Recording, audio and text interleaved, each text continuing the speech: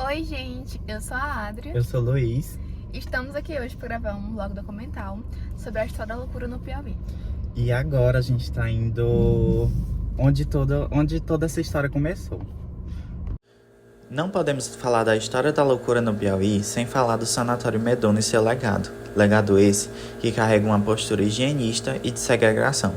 E mesmo com a promessa de livrar a cidade da loucura, seus métodos de tratamento muitas vezes violavam os direitos humanos. E apesar de hoje os manicômios terem acabado, fruto da luta constante da reforma psiquiátrica, a lógica manicomial ainda está presente na sociedade. Mas para contar essa história, precisamos voltar um pouco no tempo. Oi, gente! Oi, gente! Mais um dia gravando nosso vlog e a gente está indo agora em um lugar que vai contar um novo capítulo dessa história. Venham com a gente! Na primeira década do século XX, Teresina encontrava-se em um contexto conturbado no que diz respeito ao tratamento dos transtornos mentais. Em 1907, foi inaugurado o Asilo dos Alienados, e nele abrigava os doentes que necessitavam de acompanhamento especializado, o qual a Santa Casa de Misericórdia, Hospital Geral da Capital, não conseguira suprir, sendo o único lugar a abordar demandas de saúde mental até o ano de 2001. Contudo, as condições de tratamento sanitárias e financeiras da instituição eram precárias. Ela não contava com médicos psiquiatras, condições de infraestrutura para abrigar os sentimentos necessitados e os tratamentos eram desumanos. Em 1954, Reinaldo de Freitas Santos, segundo psiquiatra trabalhando no Estado, a partir da década de 1940, assume a direção do Asilo dos Alienados e propõe várias mudanças, a começar pelo nome, sendo chamado a partir da lei de Hospital Arolino de Abreu. Oi, gente! Estamos aqui mais um dia no Meduna. A gente veio aquele primeiro dia Mas não e deu aí certo. não deu certo, a gente não conseguiu entrar. Mas hoje, né, a gente conseguiu. Ficamos por acaso que deu certo, a gente conseguiu entrar, conseguiu o estado da estrutura. Sim, tá aqui atrás da gente, ó. A gente vai mostrar tudo pra vocês. Em 1943, Clendenon inicia a construção do seu próprio hospital, o segundo manicômio do Piauí. Sua inauguração só acontece 10 anos depois, em 21 de abril de 1954. A instituição foi batizada de Sanatório Meduna. O novo hospital psiquiátrico se tornou referência em psiquiatria no Nordeste, pois possui uma arquitetura inovadora, dependências amplas e áreas de campo e lazer, além de não ter grades e celas. A criação dele trouxe a ampliação da ação psiquiátrica no estado.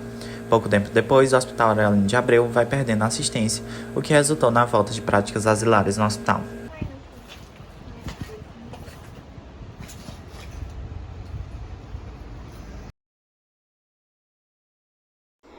Em 1983, é criado o Programa de Saúde Mental Comunitária, que foi a primeira política de saúde mental do Estado, o que buscou desenvolver atividades de caráter preventivo e promocional em relação à saúde mental, e que era baseado na psiquiatria preventiva.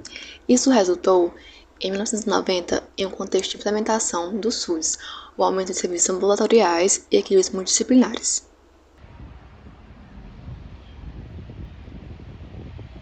Pronto.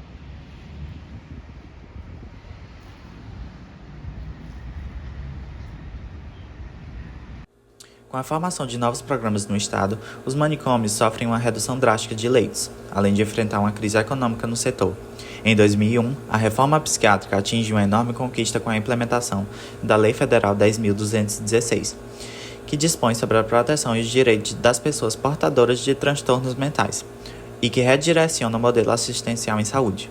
Mesmo sofrendo um atraso de 11 anos em relação aos outros estados, por conta do forte poder psiquiátrico, é em 2005 que os primeiros CAPs são implementados em Teresina. Essa conquista se deu pela combinação de três instituições: a política de redução de leitos nos 2 manicômios do estado, a Gerência Estadual de Saúde Mental, que organizou esse processo, e o Ministério Público do Estado, que foi fundamental ao enfrentamento do poder psiquiátrico.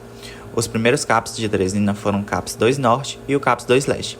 Em 2010, ocorre o fechamento do Meduna, evento que impulsionou parte da implementação da rede de atenção psicossocial.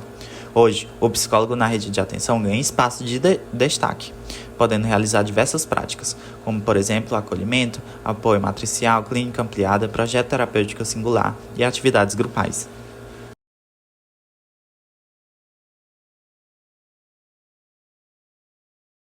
Eu estive lá em 2004, né? Se nós formos lembrar da lei antimanicomial, se eu não me engano, ela foi a Lei 10.216 de 2001. Então, estava muito recente. Eu fui no ano de 2000, eu acho que eu já falei para vocês em sala de aula, no ano de 2000, quando eu fui, os professores apresentavam para a gente ainda a mesa que fazia o eletrochoque, né? Naquelas salas lembravam muito séculos passados, ainda até porque a estrutura, né, do Areolino, por exemplo, é do século passado, como era também do outro hospital. Então, eu comecei depois a trabalhar como estagiária, acho que em 2004, 2006, eu estava trabalhando como profissional. Então, portanto, pouco tempo ainda. Então, eles tinham as práticas, o hospital dia, para que eles. Tinham os internos que ficavam, tinham os internos do hospital psiquiátrico, que eram os que cometiam crime, né, homicídios, várias coisas, ficavam lá. Esses tinham tratamento ainda, que lembrava muito o que a literatura falava do projeto manicomial ainda, né, dos hospitais, mas os outros, né, nas outras alas, já tinham um tratamento diferente. Mesmo assim, eu cheguei a entrevistar, cheguei a fazer trabalho com pacientes que estavam lá há 30 anos. Não se sabia Nossa. mais nem quem era a família. Se eu for pensar, ou se nós formos pensar, se ainda existia, né, as práticas anteriores à lei de 2001, sim, porque, olha, eles eram dopados de medicação. Então, como a gente utilizava a linguagem, né, eles eram algemados quimicamente. E muitas vezes nessas algemas químicas, que era quando a medicação, a dosagem dela ficava além do que o corpo permitia, eles ficavam babando, eles ficavam com todos os efeitos colaterais.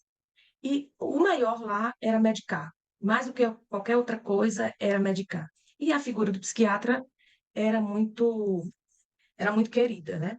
E a outra coisa, que sim, eles faziam oficinas de arte, de dança, mas só depois, acho que já em 2007, 2008, que isso foi mudando, foram chegando os CAPs, né? Foram chegando projetos, ainda já um pouco mais depois, projetos do PT, que eles começaram a fazer projetos sociais, que essas pessoas eram de volta para casa e vários outros. Eu não presenciei nenhuma sessão de eletrochoque, mas eu cheguei a ainda presenciar alguns aspectos daquela mesa. Era uma mesa horrível com umas cintas de couro para segurar aqui, com dois bichinhos assim que parecia mais uma serra para botar o eletrochoque aqui nessa região. Os dias depois que eles recebiam esse eletrochoque, eles tinham um alívio dos sintomas, eles tinham um alívio do pensamento, era o que eles relatavam, o que eu ouvi deles. Os pensamentos deles não ficavam tão torturantes, nem eles com as compulsões, mas eles ficavam com um pano na boca porque eles babavam dias e dias seguidos. Era assim, cenas horríveis. Eu acredito que hoje está diferente, mas eu ainda peguei aquele hospital com um ar de penitenciário, né? Aqueles pacientes catatônicos, aqueles pacientes que eram medicados e que eram chamados pelo nome do prontuário, não eram chamados pelos nomes deles. Então, sim, tinha ainda um cenário visível muito ruim, muitas situações lá, de abandono, de sofrimentos, de as pessoas serem enquadradas na mesma coisa. Todo mundo era igual, gente. A roupa era igual, a alimentação, a medicação, era tudo muito igual. Se falavam com eles, a equipe, assim, de uma maneira muito seca, assim, falando alto, assim, gritando, só falando, não tinha um tratamento individualizado, nenhum olhar. Claro que sempre tem um outro profissional que é mais humanizado, mas muitos ali dentro do sistema também adoecidos pelo próprio sistema.